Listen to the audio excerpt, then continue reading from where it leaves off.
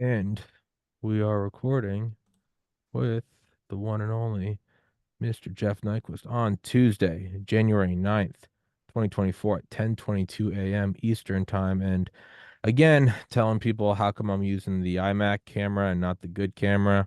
Well, the iMac camera, or sorry, the good camera has to stay somewhat colder and or overheats, which is I guess that's the trade-off of having like a 4K camera is that it does overheat, but so because of that, I have to have the air conditioner on, and normally I don't mind, but it is January and it is, I think, 24 degrees outside, and I'm not turning on the fucking air conditioner. So you know what, guys, we're getting the uncropped, the unbeautiful view, and as I can now proudly shill, we have a sponsor, Fox and Sons Coffee, as well as what we're talking about today, World War III.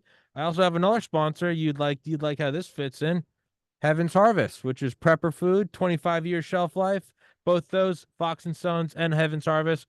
Go in the description, get the links, use promo code Tommy. You can get all sorts of prepper food for the inevitable World War III and thermonuclear holocaust and all that cheery stuff.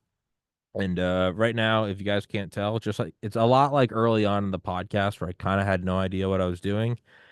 I haven't quite figured out how to shill the sponsors at the beginning of the show while the guest politely just stares at me and smiles. I don't know. I haven't quite figured out how to do that with a delicate touch, and I'll figure it out when I do. But whatever. I don't know why I'm But tell apologizing me for about that. what Yeah, is that coffee again? Fox and Sons coffee. It's a coffee. Have you tried? What does it say on the package? Show me the package. Electric Boogaloo. Wow, Yeah, electric it's a boogaloo, guy. It's a guy dark that roast. Is it yeah. all dark roast, or they got different They flavors? got different flavors. It's all in the description. Yeah, no, it's a guy and his two sons, and they do, and it's just them. He's a cool Yeah, dude, and and the food people. 25 years. I mean, that's Heaven's Harvest. interesting. Yeah, I talked to. He's actually going to come on the podcast next week. Heaven's Harvest, 25 years, heavens! Wow, 25 year shelf life. that is intriguing to me, and that's a pretty big. What's in that bucket? That particular one? So this one is so these ones actually one I just grabbed. These are seeds. So not only that, you can actually have seeds, so you can plant stuff after. So here's one. This one is they have some are like snacks. This one is like banana freeze dried banana chips. We've got apple chips. We've got strawberries, and then in this giant bucket, this big boy. Ugh, this is the good stuff. This is the good stuff. We got mac and cheese, baked potato Really? casserole, chili mac and cheese, cheddar broccoli soup, cheesy lasagna, teriyaki rice. And Yeah, you don't have to freeze it. It's freeze freeze dried. dried, 25-year shelf life. You just add And water. yeah, you can eat it, man. No kidding. And there's 72 entrees on that? 72. And for everybody watching, I did not tell Jeff to ask all these questions. He's being very polite. He No, I'm interested. I love coffee and I love this idea of storing food. And this yeah. is just Yeah, no, really it's interesting, yeah, no, actually. he's gonna come on the show next week, actually. Gi- He's a cool guy. And Given what we're going to talk about, yeah. Yeah, no, seriously. And they sent me a bunch of it, and I was like, you know what? I actually kind of don't mind having it in my apartment. And I'm like, it's only me, but I'm like, all right, I can survive a little bit of this. And I'm well, like, all right, I cool. I got an artesian road well just a couple miles away, artesian well, so I got water. So if Yeah, it's freeze dried, all I have to do is add water, right, and have a yeah, campfire, and I yeah. can mix So that stuff up, right? yeah, so I'm actually so I can actually say I know a lot of people, I only get sponsored by stuff I use, but I mean, as someone who does a vigorous workout and then two podcasts a day, I do use caffeine every day. So this coffee is dope. And Mm. yeah, I practice what I preach, man. I interview all these special forces guys. I interview you. We're talking about kind of how it's going to hell in a handbasket. So I can actually say I can stand behind these, and I have chatted with both the guys. This isn't some random like pro boco. I have chatted with them. They're cool dudes. They I'm like gonna the have to show. try that coffee out, Yeah. definitely. And to me, it's like to me that it already proves it when they look at my show. I told them like, hey, I'm banned from YouTube, I'm banned from iTunes, I'm banned from Reddit, and I'm banned from Twitter. These are the reasons why. It's not because of Mm. it's not because of vulgarity or harassment. I'm like, it's talking about COVID, it's talking about elections, it's talking about this, that, and the other thing. And I'm like, I am banned from these things, but I do stand Well, see, by. that's Yeah. the thing is that if you actually explore these issues Hmm. and you go into certain areas, they're taboo, they just ban you. And yet on Twitter, I'm harassed by anti-Semites for years, Yeah, and yeah. they don't ban them. No, They're just Jew hating, anti-Semites, and they don't ban them. they don't care. So I don't understand. And of course, I don't believe in hating anybody or turning people against each other. But um, well, maybe we should try to explain everything in a way that makes sense. Well, let's get into it. So, the very just the idea of World War III, it's like, yeah, all right, that's definitely on everyone's mind.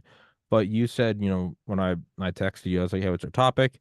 You said the crisis of modernity with World Yeah. War III. Can you explain Yeah. that part? Well, yeah. If you look at my grandmother, she was born in 1897. Hmm. She went to church in a horse and buggy, right? So horses and donkeys and camels and beasts of burden were what everybody used. They measured in horsepower, and it was real horses, not just fictional horsepower put on a Literal motor, right? horsepower.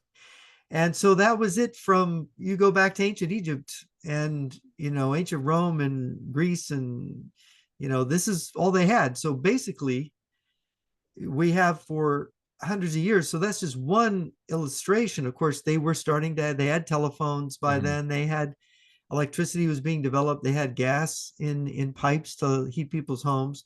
They were starting to have indoor plumbing in cities. So modernity was, of course, well on its way by then. Of course, for people who were living in the countryside who still had outhouses and went to church on a horse and buggy in the 1890s, it was, they rode on trains. I'm sure my grandmother did. Trains were new. People thought, oh my gosh, if you get in a train, you're going too fast. Yeah, There's yeah. something Oh yeah. wrong about it. It's evil. Yeah. You got to stop these trains. They're going too fast.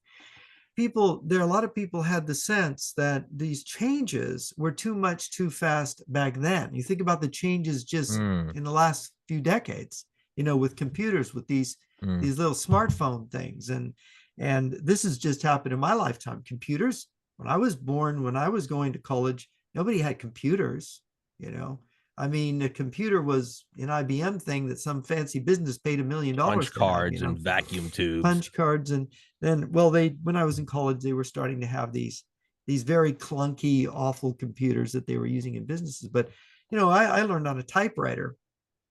I had a manual typewriter, electronic typewriter. That was the real. But just think of how things have come just in one lifetime. And Mm. in communications, the idea that you could see people on your phone, or I could talk to you and see you, and you could see me, that was like science fiction Yeah. future. We heard that was coming in the 60s when I was in grade school. That one day that would be happening. Walter Cronkite did this thing on the 20th century, but really modernity kind of begins. Generally, they dated around the time of Columbus and the discovery of the New World. Really? Yeah, because around 1500, because that's when the voyages of discovery, that's when Galileo and all these people started to question uh, the the idea that the Church universe dogma revolved around the doctrine. earth, right? And some of these older ideas, I mean, most people did know at the time of Columbus that the world was round, but there were still people who thought it was flat because the Bible said it was flat. I was corrected on a talk radio show not long ago who he said, do you believe the flat earth? No. Well, then you're not a true Christian, because if you don't believe the flat earth, it's in the Bible, you're not believing what the Bible's saying.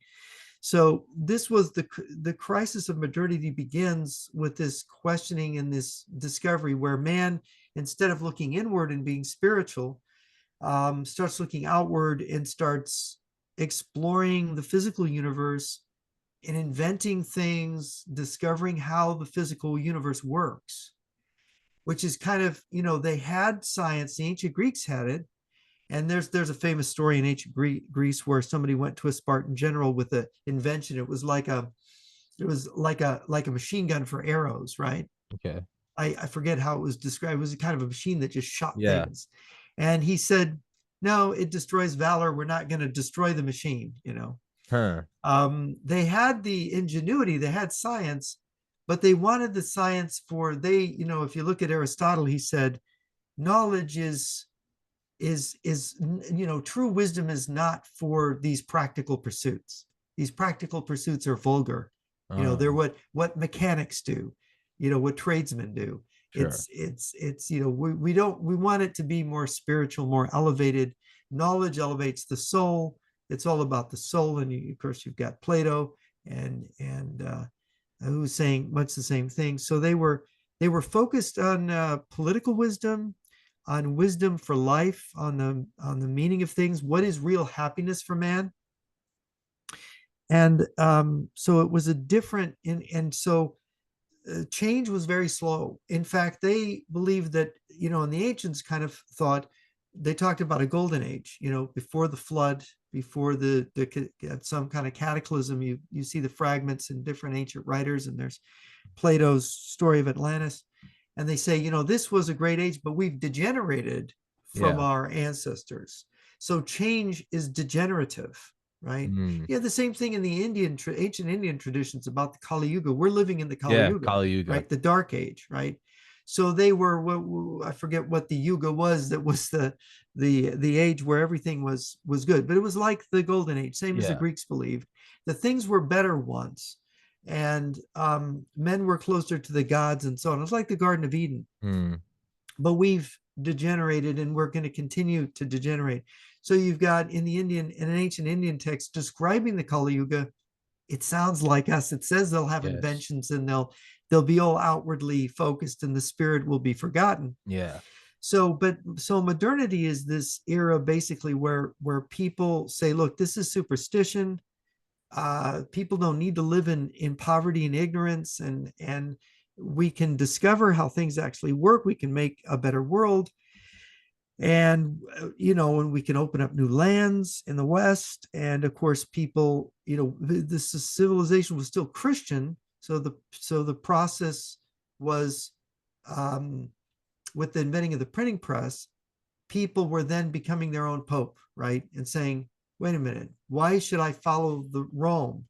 Yeah. Why So can't you I had talk the to God Reformation, directly? right? Yeah. So Yeah. Martin after Luther. Columbus and the Voyages of Discovery, got Martin Luther, Mm-hmm. you know, basically breaking with the church and the Reformation beginning. And then you had, of course, Calvin and Zwingli and all these other folks, and they were burning each other at the stake, and they were fighting over what the Bible really meant or how to understand what was in it. Mm. And of course, after 2 centuries of religious wars, which included the 30 Years' War in Germany, which was terrible devastation and destruction, you you had um, you had the Enlightenment in the 18th century, where people really basically got tired of this killing people killing each other over. I mean, I think France had several civil wars in the same, between the Huguenots and the Catholics. And of course, you had King Henry VIII converting England, becoming the head of the Church of England and breaking with Rome so that he could marry, you know, the lady of his choice.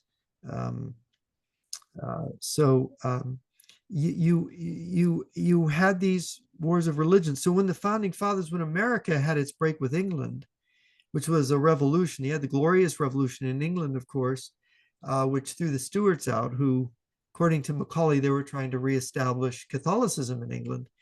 You had, and of course, that's where we get the Orangemen and the Irish civil wars and stuff. So you end up with the founding fathers not wanting to have an instituted church here in America, because they didn't want, if you have an official church, then you have something to war over. Mm. If everybody can just practice religion freely, there's no reason for anybody to go to war with anybody to capture the throne, so to speak, to be the enthroned religion. So this is sort of how things have evolved, and this is sort of the evolution in modernity. And by the time you get to the 19th century, things are changing so much and it's accelerating so much. You've got people, sociologists like Max Weber and others, talking about this crisis of modernity, where we are going from, if you look at the Middle Ages, you have, the patriarchy, you have patriarchal authority, patrimonial authority. You have authority passing from father to son, through the male line. You have kings, you have barons, you have heads of household. You go back to ancient Rome, and the father in the Roman times had absolute power of life and death over his children. And So you had a lot of these societies, they were all patriarchal, and authority was, and what was meant, it was Max Weber who said we have these different, he categorized the forms of authority: patriarchal, patrimonial, charismatic, right, and Mm, bureaucratic, rationalized authority. So what modernity is we're in this age of science and rationalism, we're making authority itself rational, which of course, well, why don't we vote? This is where egalitarianism, you're trying to reduce everything to numbers, and you're saying, well, the numbers should count, everybody should vote, we should do what the majority wants.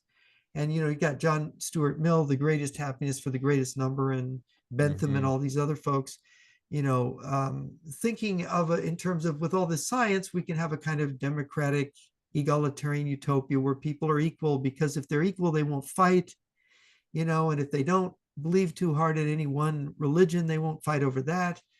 And they can vote, they can decide, instead of fighting to decide things, they can vote to decide things. So you had all these ideas coming in, and you had bureaucracy, because society, because we had discovered sanitation and all these things, all of a sudden the population exploded hmm in the 19th century. So suddenly, where you had only, I think at the time of the Glorious Revolution, there were only 3 million people in England, and London was the biggest city in Europe with a population of 1 million, right?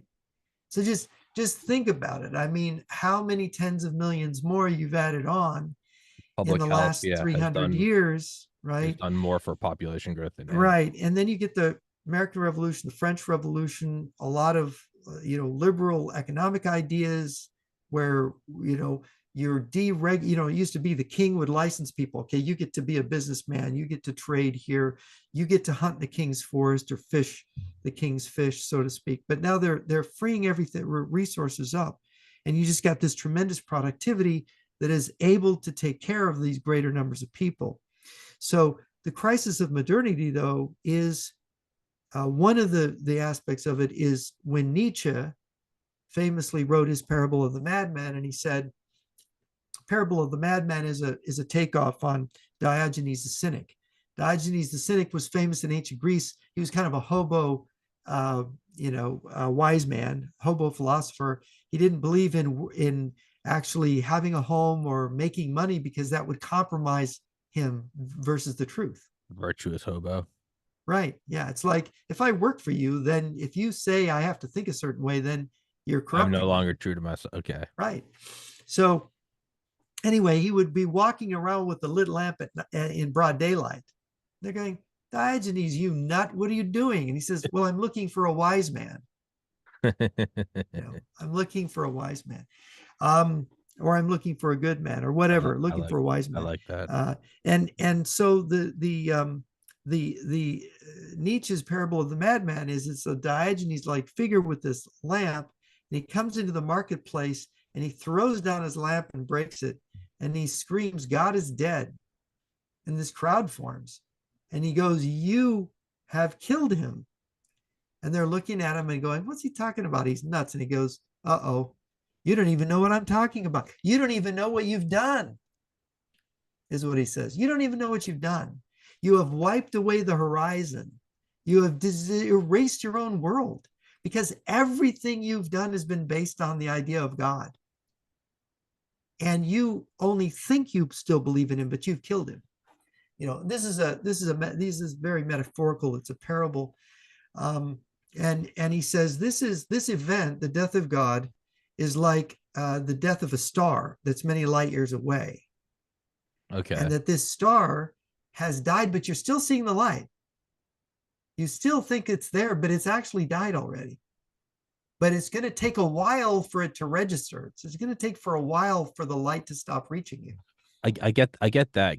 Can you explain what he Yeah. meant when he said, you don't know what you've done? You've erased the horizon? I don't understand that. Yeah, they don't know that they've killed God. They don't know that their course So of how living, the way they live, and their choice for science and this rational bureaucracy, and attempting to make sort of political utopia, make a better political world, trying to see that man was starting to use politics, socialism especially, and democratism and egalitarianism. Man was starting to be his own God. man was starting to say, oh, we can create heaven on earth, right? We can bring about the millennial reign ourselves through utopian politics and theorizing. Just like we've discovered all these things with science, we can use science to perfect government and to perfect human life. And then we will have a kind of heaven on earth, right? Okay.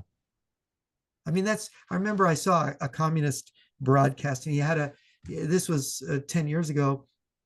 I was at the gym and they had all these communist stations on the set, already set on the treadmills, and I just turned it on. And there he was, and the guy had this communist. He had this banner behind him, um, bringing heaven on earth, and that was the banner behind him. And of course, if you really study Marxism, it's really a millenarian kind of belief that there's going to be this revolution, which is like the apocalypse, right? It's a terrible, bloody. Marx said there could be 50 years of civil wars and massive slaughter. And Engels said, whole classes and races of people will be eliminated and annihilated. And then will come And then we'll you be in know, heaven. Yeah, it's yeah. how does this not kind of rhyme with, the apocalypse of St. John? Yeah, it really does. Right. Don't believe in God, but we're God. Don't believe in heaven, but we're gonna create heaven. The rapture, the Yeah, we're going to apocalypse, do it revelations isn't ourselves. real, but Yeah, we'll do it with tanks. It right. really is. It's Right. Yeah. poetic. Yeah. So this is and of course Carl Jung, in looking at this, he wrote a book called Aeon, which was, he in the last 10 years of his life, he started having visions of a future nuclear war. And this is as we're how you get to nuclear war is with this Mm. inverted kind of faith. And Jung, it was after his wife's death that he started having these horrific visions. And it was in his last years. I think Jung died in 62 or 61. But he wrote this book in the 50s called Aeon, a phenomenology of self. And I've read it, multiple times because it's so difficult to understand. But he says, Antichrist is not just a myth. There's a reality here.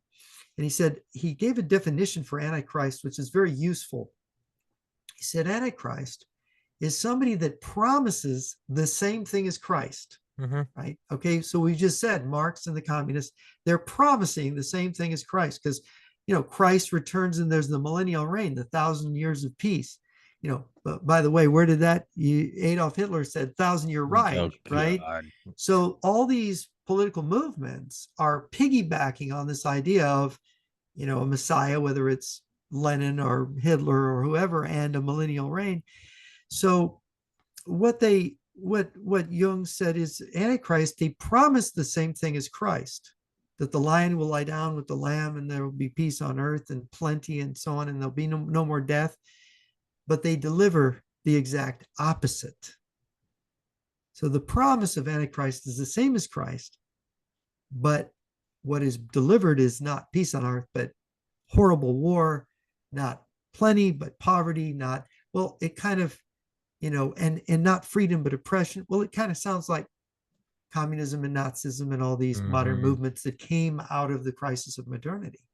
Mm. So it isn't, when Nietzsche was losing his mind and he wrote Ecce Homo, there's a part in there where, he writes these chapters like um, why I write such good books and why I am so wise. But he has this part where he talks about the coming of earth. My message will, presage the coming of earthquakes and the breaking up of nations and so on.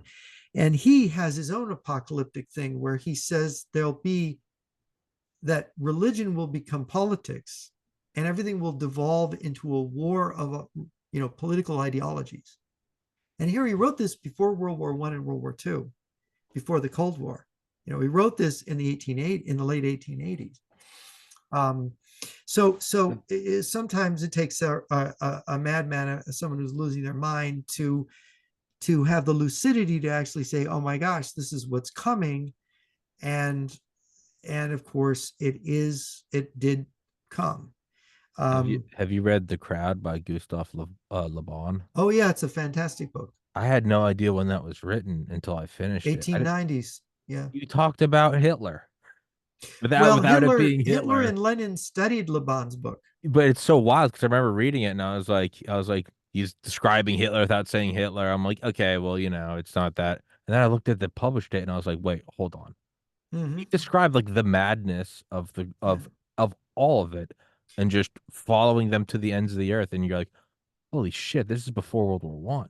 Yeah. Well, the German sociologist Max Weber, who died in 1920 in the great influenza, he wrote about charismatic authority Mm, and speculated towards the end of his life is that the only thing that's going to, here Germany, the German world suffered revolutions, both in the Austrian Empire was overthrown and the Kaiser fled to Holland, and you had these upheavals. The Weimar Republic was formed, and Weber said maybe there's going to be a charismatic leader, maybe the charismatic authority, because in his schema, you kind of establish a new dispensation through a charismatic leader. And of course, charisma doesn't mean the kind of loose way we use it now. We we think of somebody who comes off well on TV, right? yeah. Who's attractive and is kind of interesting to watch and holds your attention. But Mm, what he meant by the real meaning of charisma, it goes back to Christian religious terminology. Charisma means the gift of grace. There is a grace about this person, a grace from God. There is something of God about them, so that it's almost like God has anointed them or given them a mission and they're fulfilling it. The way a lot of people feel about Trump, for example, the way a lot of people felt about uh, Hitler. mm, And the thing is that you can have charismatic leaders who do positive things and negative things. And it almost seems like when you go through the sociological literature, when you go through, Nietzsche was a bit all over the map. He was very much affected by this, what was happening, and so he was almost like a bellwether. He was a guy who was very sensitive. He actually had an artistic temperament. He was registering this, and he was really a poet, even more than he was a philosopher. And so he was basically just kind of channeling this angst and this destruction, and he really, in many places, he bemoaned the destruction of Christianity. There was a sense in which, and also he, as he raged against it, but what he really hated was he seemed to have respect for Christ, but he hated the Christians. mm, He thought they were false, and he thought they were becoming socialists. He thought, and the socialists were the people he hated the most. He thought they were the new religion that was coming, and they were the ultimate destroyers. And of course, he wrote about the tarantulas in in his in his Thus Spake Zarathustra, and the tarantulas were full of envy, and they were biting tarantulas, and they were he described them, it's like the college professors, right, and the politicians, the socialist politicians that are feeding envy and feeding all this division, this divide and conquer game that is bring sort of degenerating our politics, making even the functioning of a republic pathological. So again, all of this is the phenomena of the crisis of modernity, along with the world wars, along with the revolutions, along with the advent of Bolshevism. And what came out of World War II in the end was that National Socialism was unsuccessful and was destroyed, and you ended up with Western liberalism and Eastern communism, Marxism, Leninism, as the two leading contenders, right, for control of the planet. And they had developed, each side, vast numbers of thermonuclear weapons pointed at each other apocalyptically. And this is like, what are they gonna push this button? What are they going to do? How is this going to be resolved? And so there we have, sets the stage. The crisis of modernity sets the stage. And just to add one more, it was Henry Adams had the analogy of modernity. He wrote The Education of Henry Adams in 1905, and his whole idea was the way he saw it is, this is he said Western civilization began around the 10th century. It was this emergent Christian, magnificent church and these magnificent cathedrals, this tremendous passion and belief and spirituality, that everything, all this art and beauty was built on the spirituality and all the knowledge of the colleges and the churchmen, and they had such a deep philosophy. and and it's and now it turned into, the industrialists and the robber barons of the late 19th century, and Darwin popping up with evolution, which, basically, Henry Adams said, I was kind of into that for a while, but then I realized it wasn't true. It didn't, because he went out digging for fossils. He even went on Yeah. these expeditions. He said, wait a minute, all these fossils aren't evolving. They're just extinctions, mass extinctions, and then there's new animals, and some of the old ones left over. It's like they he was very smart, and he said, modernity is like a runaway train that's going faster and faster down the track, and there's only two ways it can end. It jumps the track and crashes, or it reaches the end of the line and smashes up, right? Because nobody knows where it's going. Nobody's minding the store. Nobody's no, they just want to go fast. We You just look at want to go economics. faster just We to go just want more faster. growth. We want more growth. We want more money. We don't know why. So when We you're don't at know the where bar we're with your going with friends it. in college, you're like, let's get Right. another shot and another shot. And it takes you 5 years of partying before you realize you're like, hey, there's no end to this. This ends with us vomiting and fighting. But you're like, let's just get another shot, dude, another round, another pitcher. And it's the funnest thing when you're in it. But yeah, no, it ends with you getting thrown out of the bar or you staying at the bar until it's over. And both of those end with a hangover. Pretty bad. Well, see, Yeah. that's another analogy for it, is that we're binging Yes. on all this materialism, and we are our spirituality, the ancient idea. You go back to Plato, and even earlier, and this is true in Indian civilization and Chinese civilization, to the extent that they actually, Confucius, the influence of Confucius was serious, is the idea that there was a spiritual wisdom Sure. which should be in charge, a connection. They had in China, they had the mandate of heaven. So like, we're ruling because God has given us the grace and the wisdom to rule, and if we don't have that, we don't have a right to rule. Mm. And that was true in Catholic Middle Ages. It was true in ancient Egypt, true in Babylon, with Marduk. It was true in ancient Israel, true everywhere, right? It was true. And so and there's a few exceptions in history where you have these hiccups, but generally modernity is the super hiccup, where people say, oh no, it shouldn't be the wise who rule or the mandate of heaven. It should be the majority,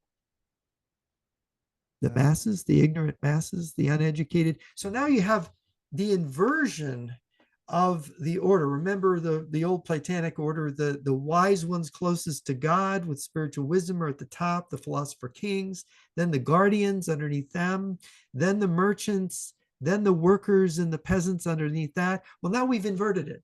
The rulers are the people that used to be at the bottom, right? And so they're in charge of it. So you have the inversion. And I'm not a big fan of Julius Evola, but he very ingeniously, he was a kind of a kind of a fascist. He supported Mussolini and Hitler in World War II, but then he really never joined the fascist party. He didn't believe in what they were doing. He just thought that it was a better alternative than liberalism and communism. So Evola had this thing where he talked about this inversion of the orders, and he said, if you go through the ages of history, each one gets closer to the bottom. It's kind of, and it turns out to be historically true. He said, for example, in the ancient world, you did have the kings were like ancient kings of Egypt, the pharaohs. They were, the highest of the high priests. Gods. Ultimately, same thing in Babylon. So you had the ruler, the priest kings, and which were the philosopher kings, and then they kind of faded away, and you ended up with the warrior class.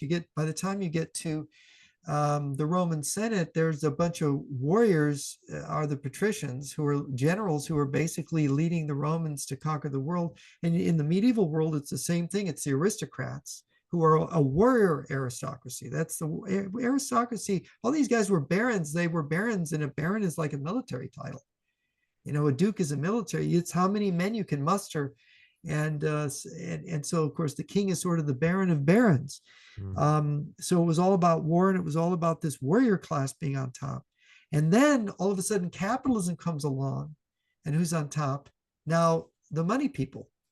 Everything's the money people, and the warriors are just bureaucrats serving the state. But the state is elections, and elections are decided plutocratically by the money of the wealthy people backing the different candidates, right? So then you got plutocracy. But then when you got communism, the proletariat, or socialism, the proletariat becomes ultimately powerful. You get the dictatorship of the proletariat, or the state of the whole people, as they transformed it under Brezhnev. And you do everything for the people, and the people are really the rulers in principle. Democratic centralism, or pure democracy, or what they want to have in the West now is a kind of a pure liberal democracy. And so, of course, then the people are ruling. So we've gone through all of these stages, and of course, this is actually how the Kali Yuga is described by the ancient Indians. Uh-huh. An inversion of the order. And so that's all very interesting. So you get this apocalyptic worries about what's, so again, setting the stage for World War III. So what, if you get down to practical politics, what is this Cold War standoff that was going on when I was born in 1958? What is going on? You've got the Soviet Union, you've got communist China, you've got Eastern Europe. In 1959, you get Cuba in December 1959 added to the communist bloc. So you get the first communist country in the Western Hemisphere. You've got, North Korea and North Vietnam. So you've got this communist bloc thing. And of course, what do? They got nuclear weapons. We've got nuclear weapons. And it was like mutual assured destruction and containment. Mm. We don't want to start a nuclear war that will put an end to this wonderful modern world. We'll just wait for them to basically democratize or rediscover capitalism and realize their way is wrong. You got Nixon going to Moscow and having his kitchen debate with Khrushchev. Mm-hmm. I think that was in 59 or 60. So they were in Moscow. They had this American display where they showed a modern American kitchen with the refrigerator and the dishwasher and all the wonderful, the electric can opener, all the things they had there, maybe the TV. And they showed all these things, and Khrushchev, arguing with him that this doesn't mean you're superior to us, this kitchen display.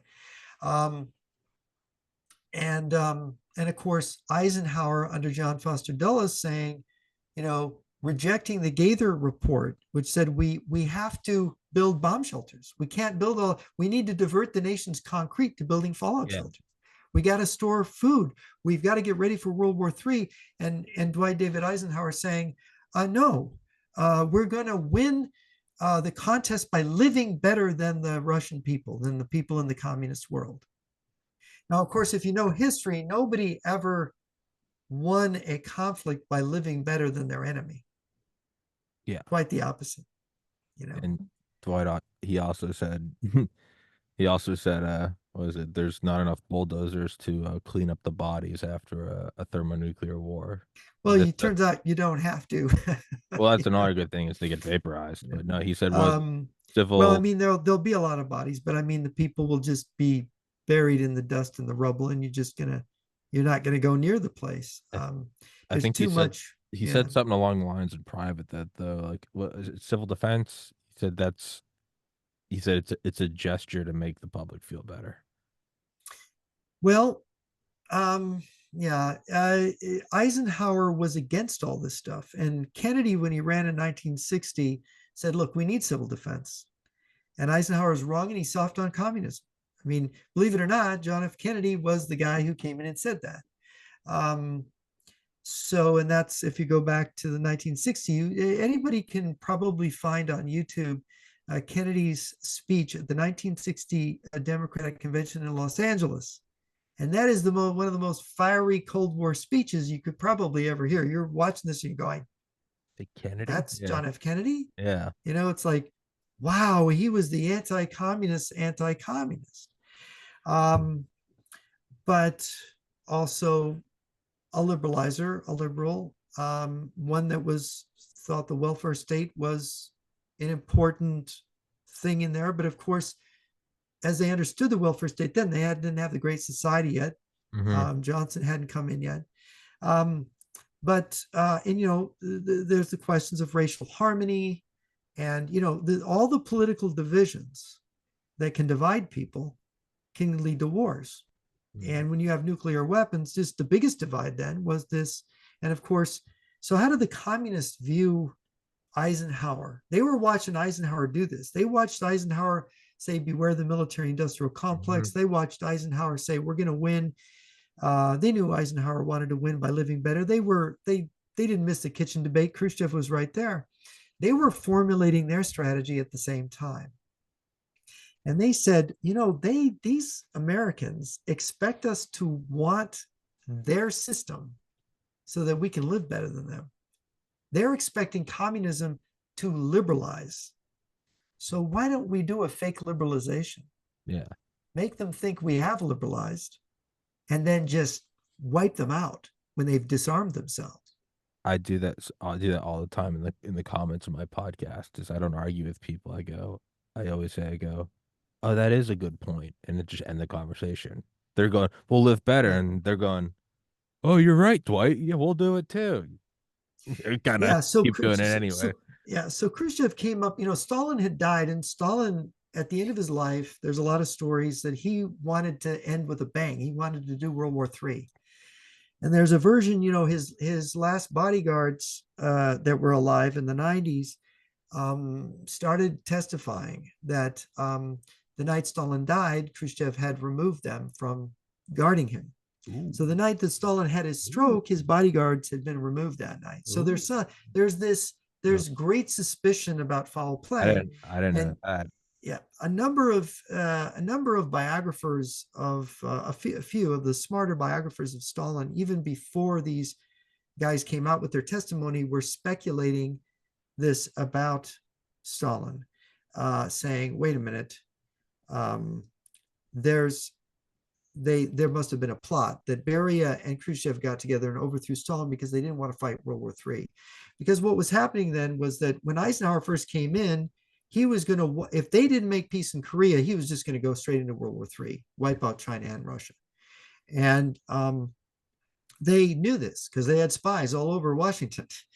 And they said, "Oh, better go make peace." And Stalin said, "No, let him start World War III. It's perfect. Hmm. We can fight and win this." Well, And when and they thought the old man is addled. We'll be wiped out. We'll lose.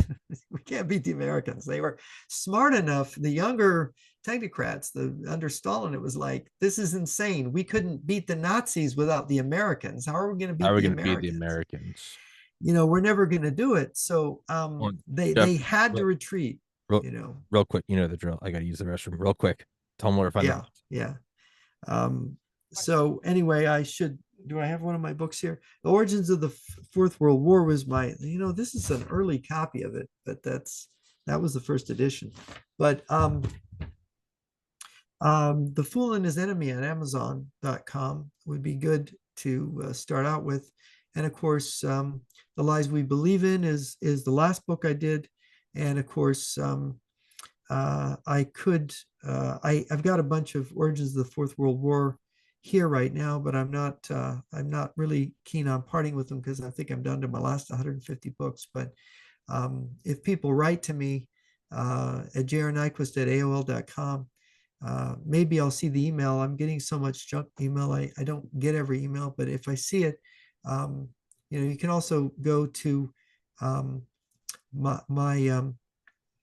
jrnyquist at aol.com. I have a PayPal at that, where if you make an order on PayPal for Origins of the Fourth World War, it's $25.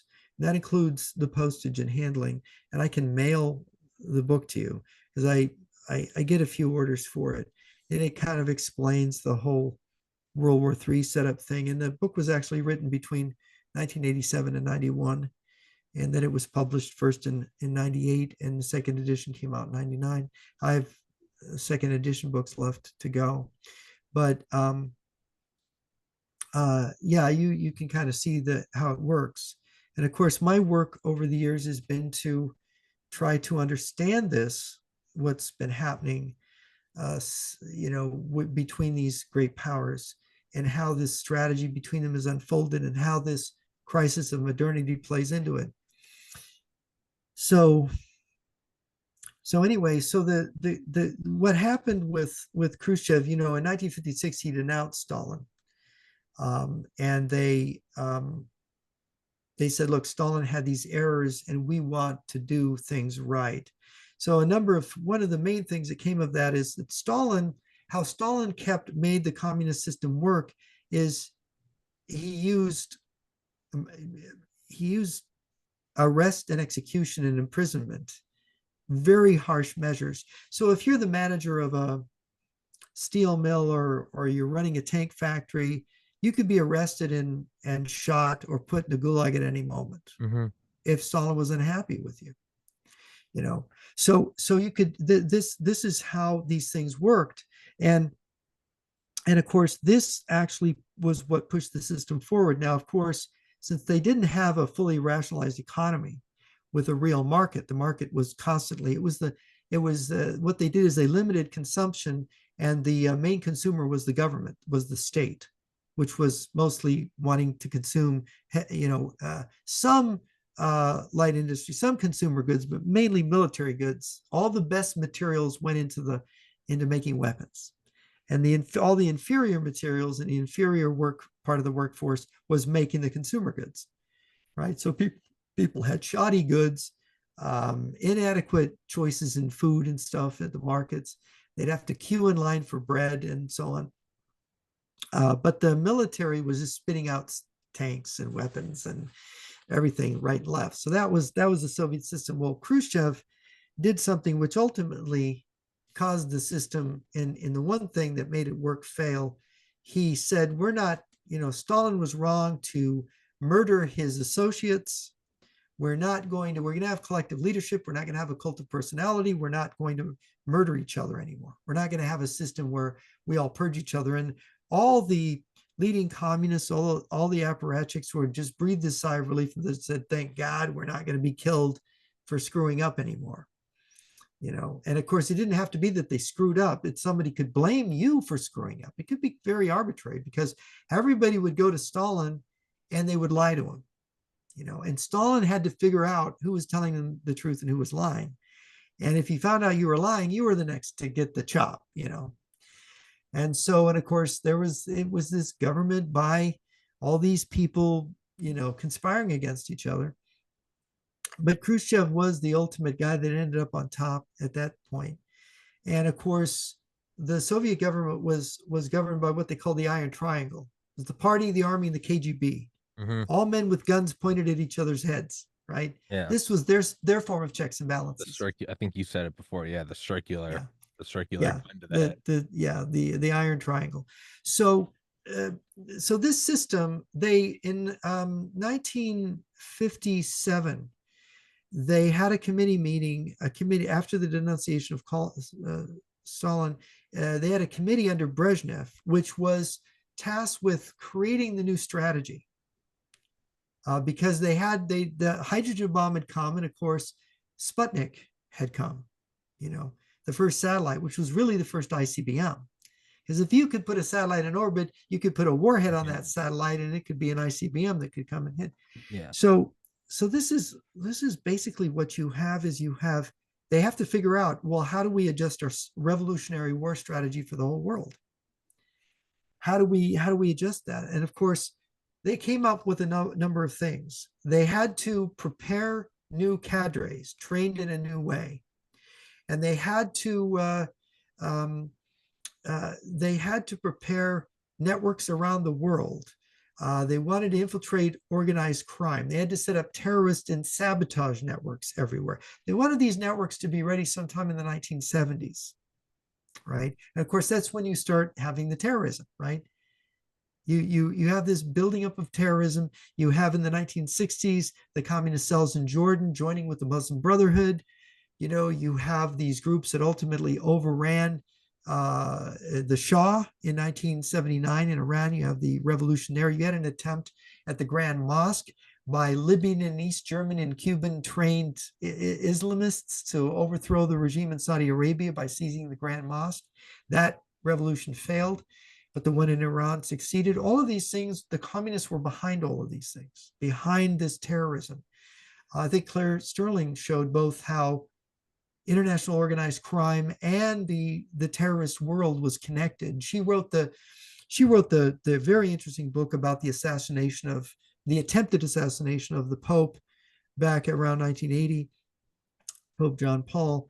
The man who shot him was a Turk who was from that part of Turkey where the Turkish organized crime was most influential.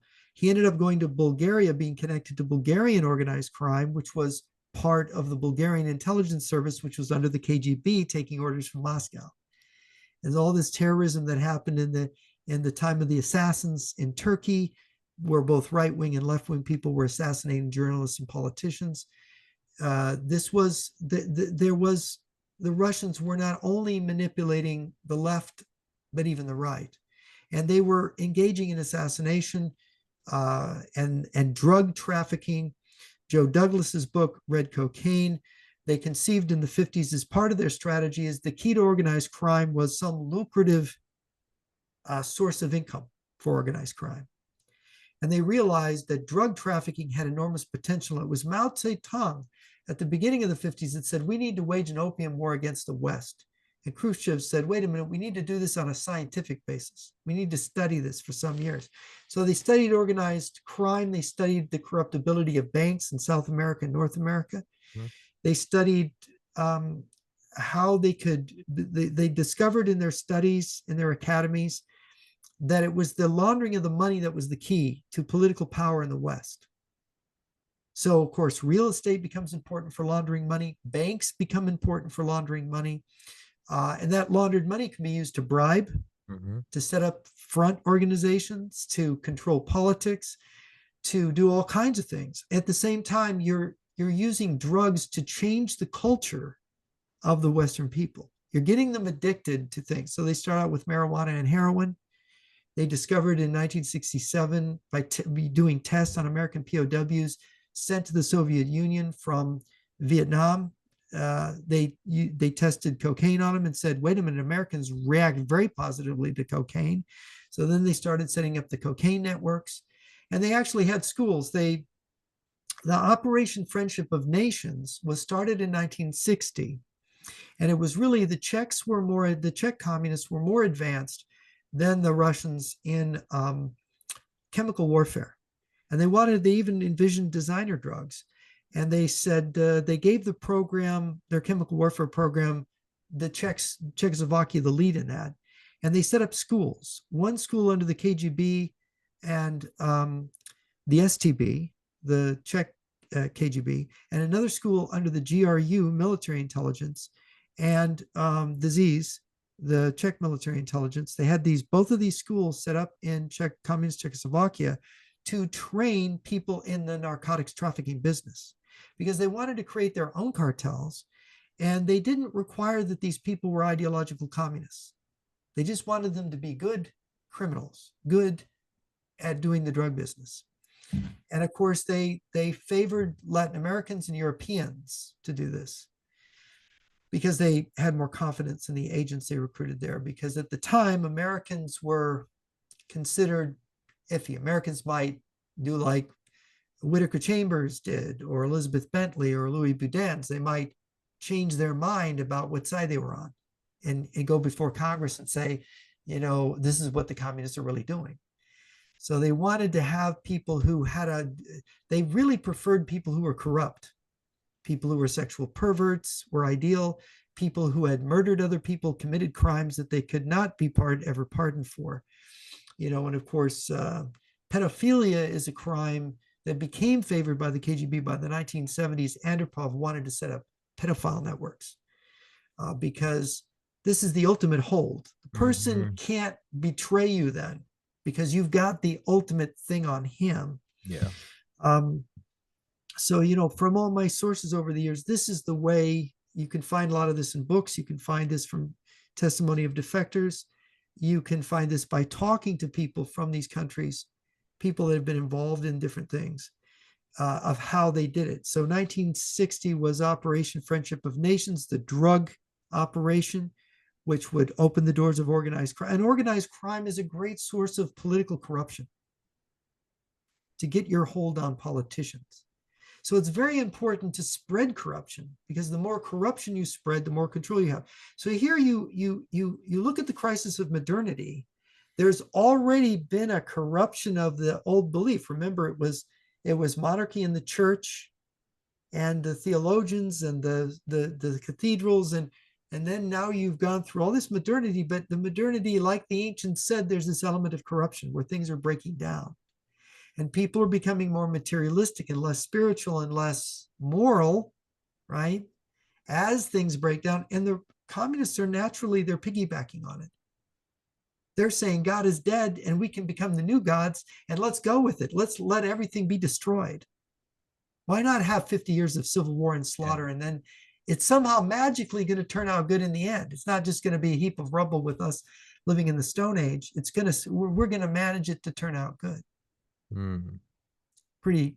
So it's they're following consistently. They're following what they believe. They do believe in this, but it's twisted, and it's not going in a good place.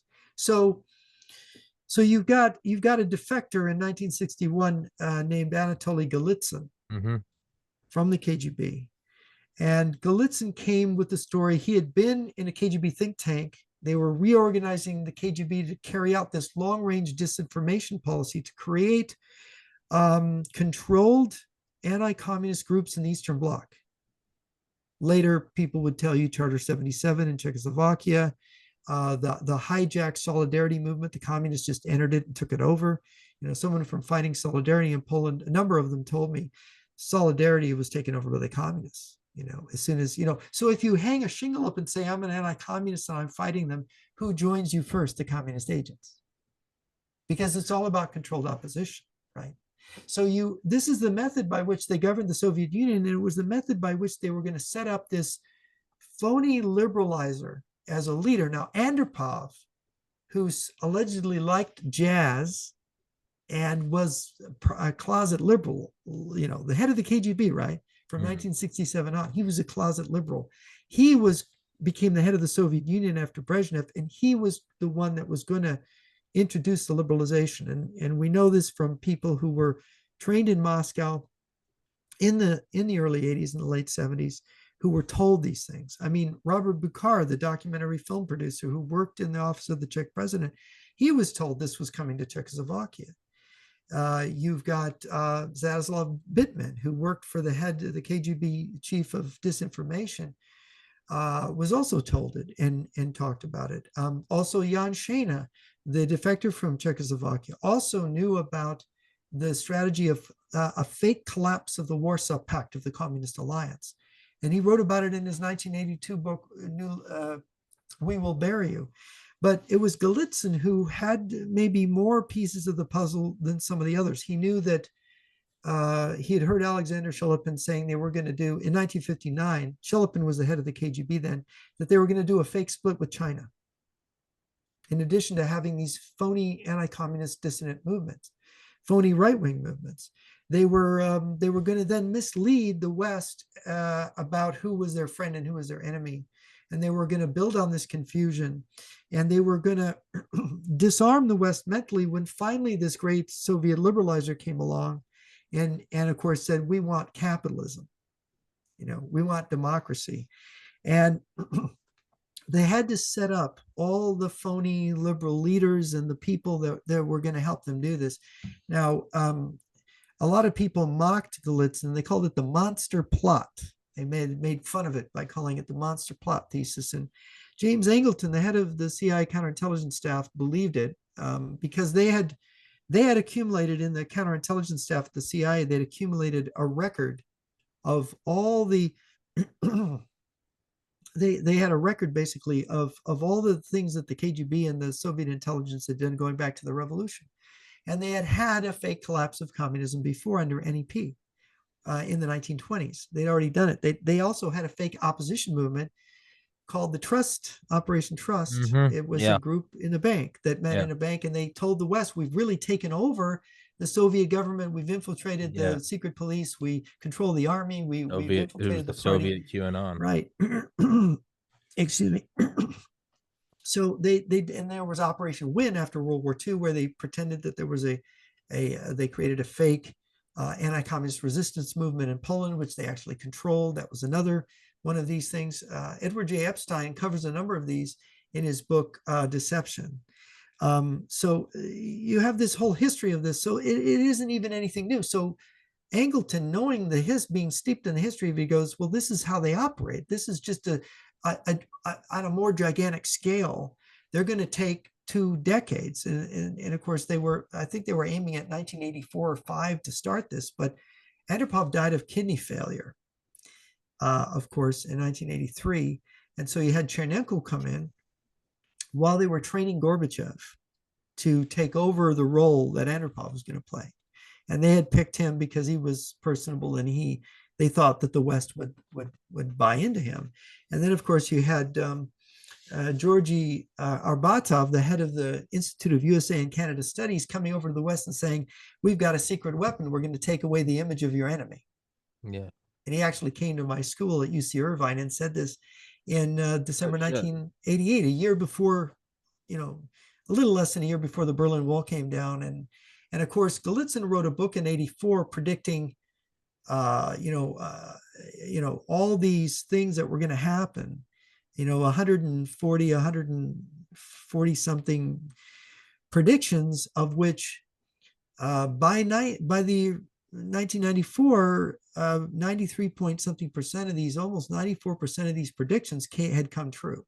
Predictions like the Communist Party would give up power in the Soviet Union, only it would be fraudulent. They would still maintain control behind the scenes. They would release people from the gulag. They would introduce a separation of powers in their government. They would, he had all these details that actually, if you followed it step by, it's, oh my gosh, everything he's saying is coming true. But they had, when that was happening, there was this big media campaign, which was led by some prominent conservatives, by the way, like William F. Buckley. There was this giant media campaign to discredit Gallitzin, to say he never made any true predictions. You had Tom Mangold's book, Cold Warrior, which is a giant smear on Gallitzin and Angleton, and the former CIA counterintelligence staff, who had been saying this is what's coming, because they couldn't have these guys be prophets who told, who actually predicted what was going to happen. Now, a caveat, a warning, just because they had this plan and that it was ingenious and that we fell for it, doesn't mean that it worked the way they wanted it to. Sure. Right? It's like von Moltke. It's like the elder von Moltke said, no plan survives contact with the enemy, right? Sleeping plan, yeah. Yeah. I mean, they don't. Everything, you've got human beings. It's like herding cats, right? Yeah. You can be the biggest dictator in the world, and your biggest frustration is how many people do we kill, and where do we put the bodies because they're not following the plan. Yeah. Yeah. And this was Stalin's world, this was Lenin's world, and so on, and Mao's world. So then what really came of this? And I had a chance to talk to a disgruntled KGB officer who was on the inside of this, who explained to me what went wrong, what went right, and what went wrong. And he actually had a conversation with the head of the KGB about whether everything had fallen apart. And he said, the head of the KGB told this guy, we've had setbacks, but we can still, the deception's good, they're buying it. And in fact, the fact that they had real setbacks made it look more real, because people would look and go, Gallitzin can't be right. That can't be a strategy, because look at the spontaneous way the Berlin Wall went down. See, they were planning to take it down in a more orderly way a day or two after when it actually came down. So you had these glitches that really added to the realism. But I'll just go through some of the revolutions, what we know. Romania, the death of Ceausescu. You've got Andrei Codrescu's book, The Hole in the Flag, where he documents how it was really Russian agents within the Romanian, among the Romanian generals, KGB agents, who led the revolution against Ceausescu on the orders of Moscow. So Ceausescu wasn't overthrown by a spontaneous revolution. And Ceausescu emphasizes this. A lot of the events in the Romanian Revolution, the mass events, were faked. What really happened it was a coup that Moscow overthrew him because he didn't want to go along with the liberalization. He wanted to remain in his place. It's like, no, you're stepping down because we're having a revolution, and he wouldn't do it. So they just overthrew him. In in Czechia, in Czechoslovakia, I should say rather, because it's since divided into Slovakia and Czechia. In Czechoslovakia, we've got Robert Buchar made a film about it. He had STB officers testifying on film, on video, saying the order came down from Moscow to do the Velvet Revolution, and explaining how they created the Velvet Revolution. These are officers of the Czech KGB, the STB, talking about Václav Havel, how he was prepared, how he was Moscow's choice. Havel to the castle, was all part of this game somehow. And of course, Robert Buchar's wrote, his book version of all the interviews he did for this is called "And Reality Be Damned." I forget the name of I think the documentary maybe had the same title. But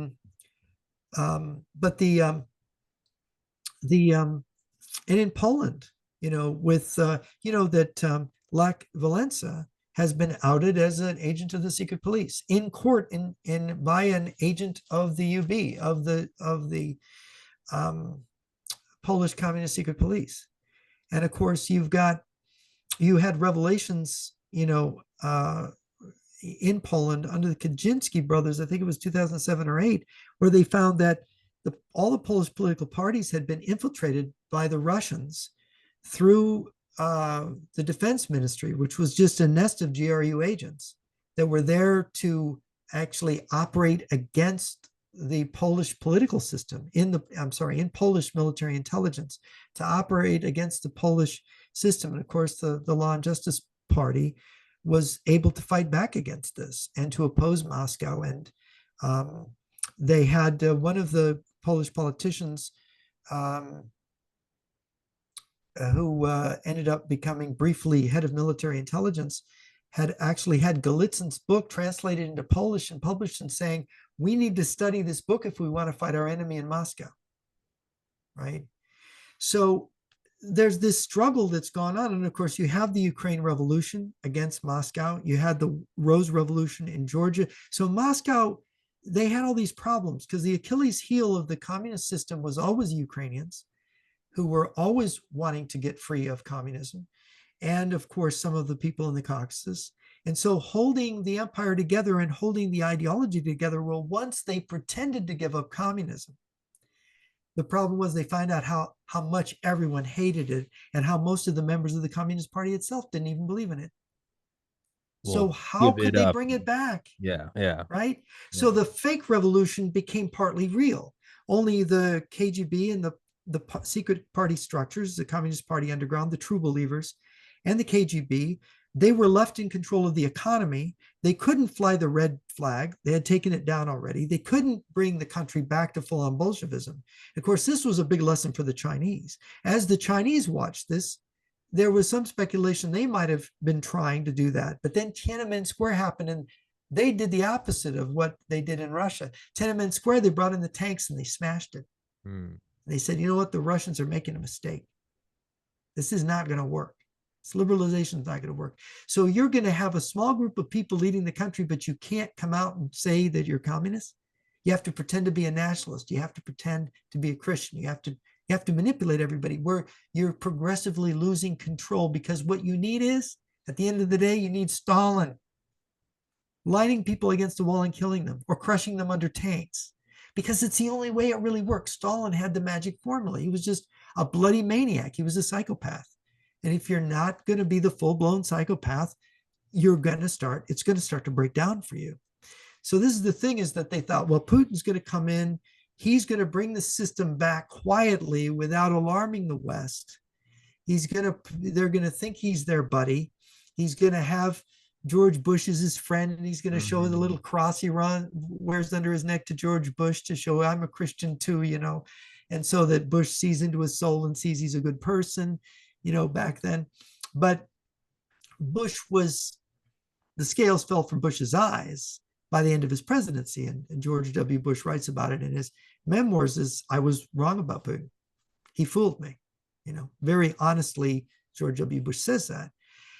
But of course, George W. Bush never did read Galitzin. None of them did. They all accepted that it was false, that it never happened this way. So now, where are we now?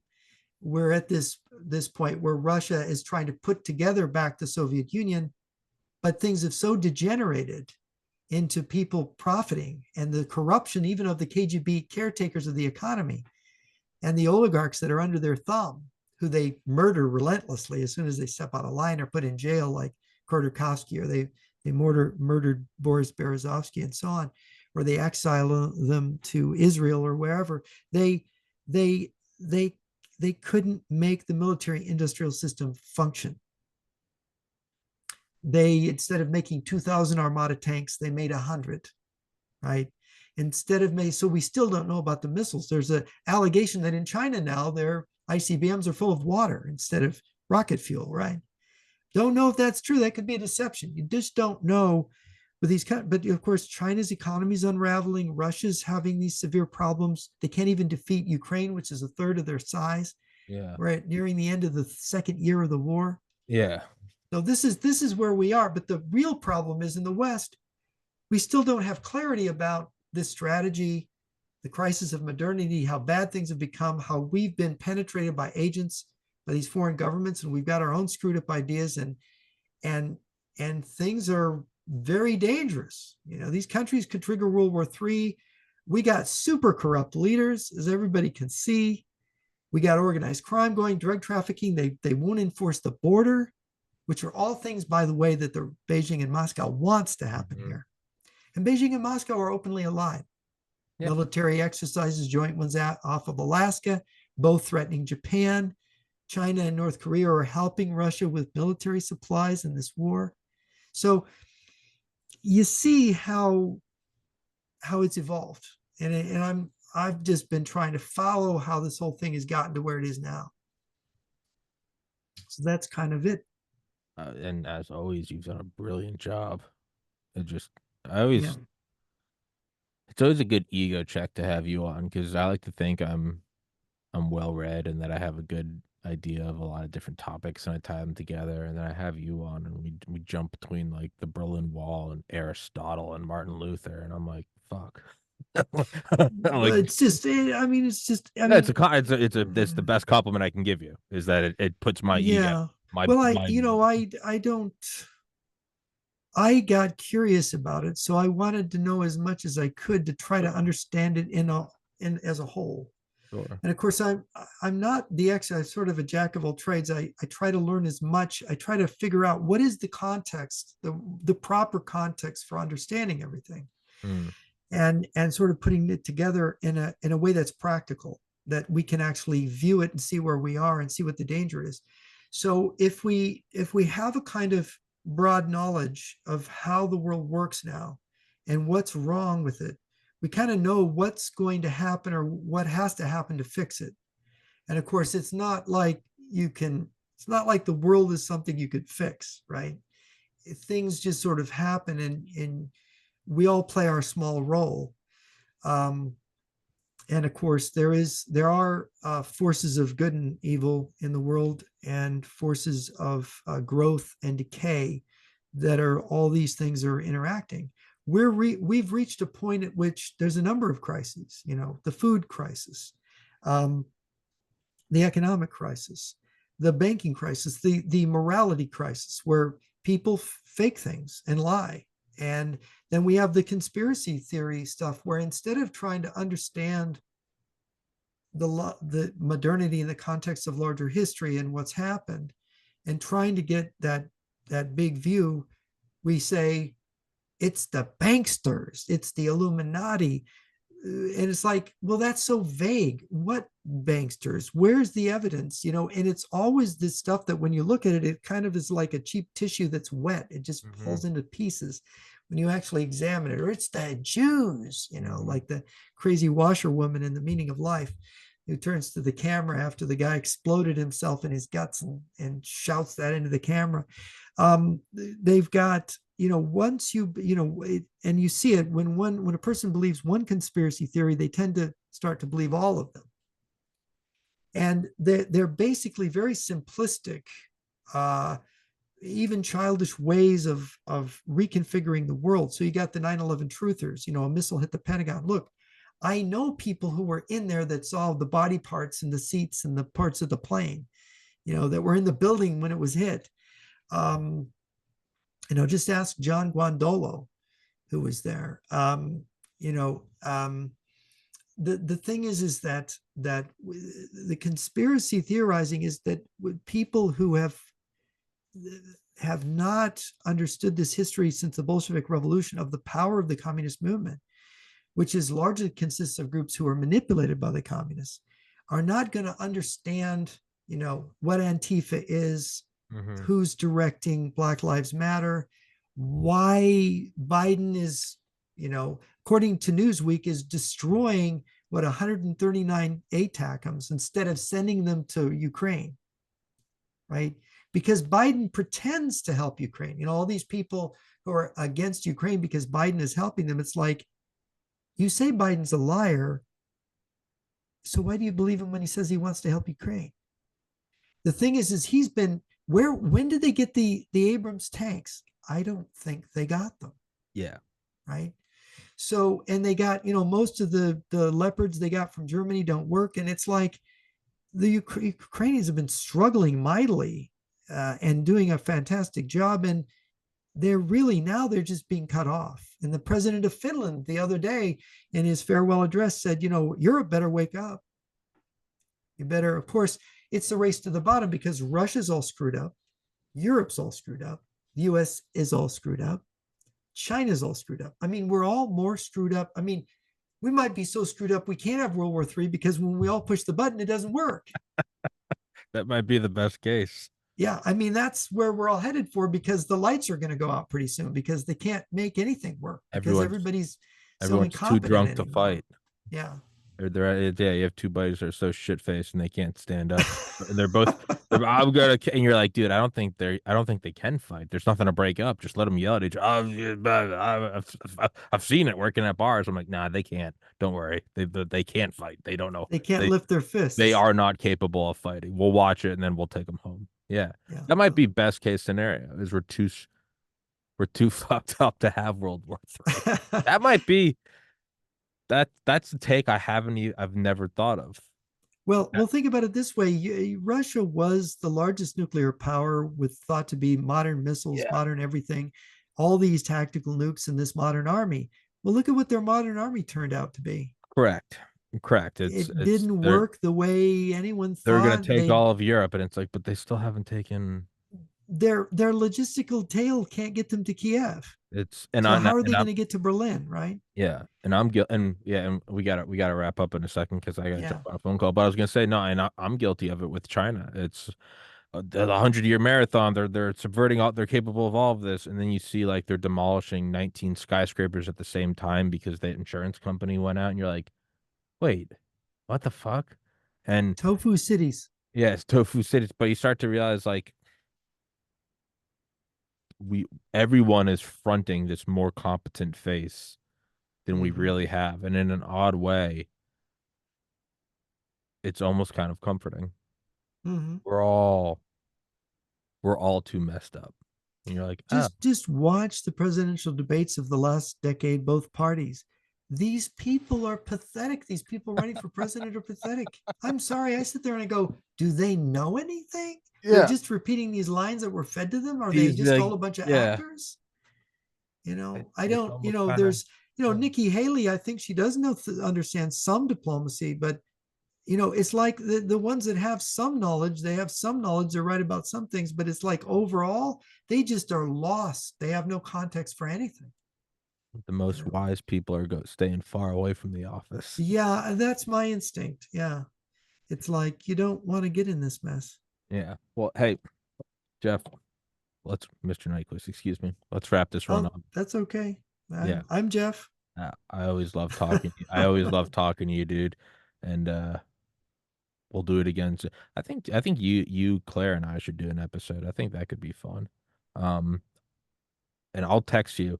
There's a book on the Yugas I think you should read by Joseph Selby. I've had him on here before. It's very, very good. He goes into On the everything. Uyghurs, you mean? No, no, on the Yugas, the Kali Yuga, Oh, the the Kali different Yugas. the Yes, site. yes. Oh, It's yeah. actually I'd love to very, read about that. very Yeah. good. It's going into different technologies, and yeah, it's like how the wisdom. It's like we're spiritually Yeah. void, but we have great iPhones, and it's I've got the text here. You could actually read it on the air. You could read the text section by section and go, that sounds like us, you yeah. know. Oh yeah, It no, is rather interesting. Yeah. it's a really good book on it. I'll text that to you right now, actually. But for now, guys, please go into the description. Please go follow Jeff on Twitter. I'm not there, so he's you're gonna have to go follow him and keep fighting the good fight, as I have been deemed an undesirable from yet another big tech platform. So, with that, Mr. Nyquist, thank you for your time, sir. Always love talking to you, man. You're a cool fucking dude. I wouldn't keep having you on here if I didn't love you. Okay, So. Tommy. Thank you so much for having me. Yes, sir. Till next time, hope all is well. Keep me updated, and I will see you. Where the hell is the mast? There it is. All right. Thank you so much, man.